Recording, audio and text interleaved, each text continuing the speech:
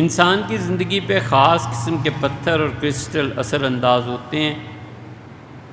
آدمی کا یہ سمجھنا کہ مجھ پہ یہ پتھر اثر ڈال سکتا ہے، اس کے مطابق کوئی مہنگا اور قیمتی پتھر پہنا جائے، اور کیا قیمتی پتھر، سیدھی سادی سی بات ہے۔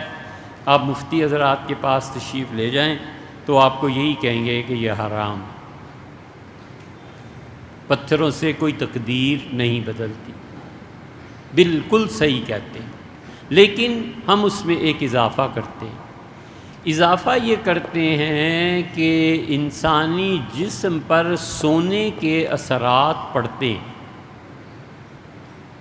یہ میڈیکل میں آپ پڑھ لیں کہ جو خواتین اپنے بچے کی پیدائش سے پہلے دھوپ میں نہیں بیٹھتی، خاص قسم کی ریز ہوتی ہیں جو بچے کے لیے ضروری ہوتی ہیں، تو بچے تاریکی کی وجہ سے وہ ریز سے محروم رہتے ہیں، اور کبھی کبھی وہ معذور پیدا ہوتے ہیں۔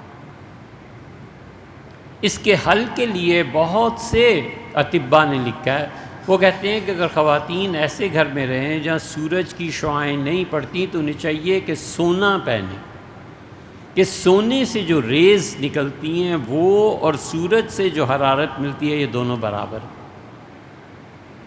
اس کی متعدد مثالیں ملیں گی۔ کیوں منع کرتے ہیں کالے کپڑے کو؟ بلیک میں جو ریڈیشن ہے یہ فزکس کا اصول ہے۔ اسی طرح ان پتھروں میں بھی ریز ہوتی ہیں۔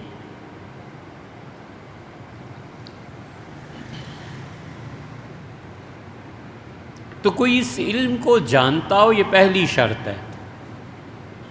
جھوٹ نہ بولے، ایسی تکے نہ لگائے، اور وہ کہے آپ کو یہ بیماری ہے، آپ یہ چیز پہن لیں، یہ پتھر اپنے پاس رکھیں، اس سے جو ریز، جو شعاعیں برآمد ہوتی ہیں، جس طرح سورج کی شعاعیں ہیں، اس کی شعاعیں آپ کی اس بیماری کا یہ حل ہے۔